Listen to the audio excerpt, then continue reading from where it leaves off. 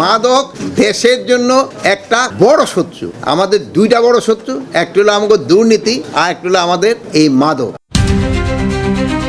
বাংলাদেশে পাচারের জন্যই ভারত ফেন্সিডিল তৈরি করে বলে মন্তব্য করেছেন স্বরাষ্ট্র উপদেষ্টা লেফটেন্যান্ট জেনারেল অবসরপ্রাপ্ত জাহাঙ্গীর আলম চৌধুরী।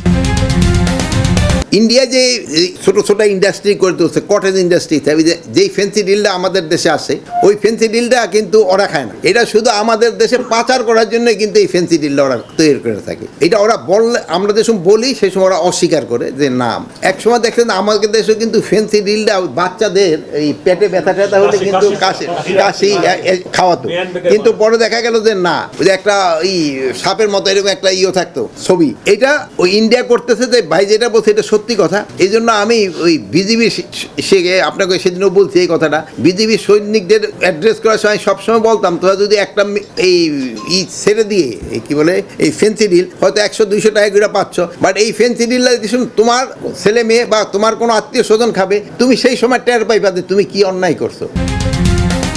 বুধবার 25 জুন দুপুরে সচিবালয়ে বেসরকারি মাদকাসক্তি নিরাময় ও পুনর্বাসন কেন্দ্রের মান উন্নয়নের লক্ষ্যে সরকারি আর্থিক অনুদানের চেক বিতরণ অনুষ্ঠানের এক প্রেস ব্রিফিংয়ে তিনি এসব কথা বলেন।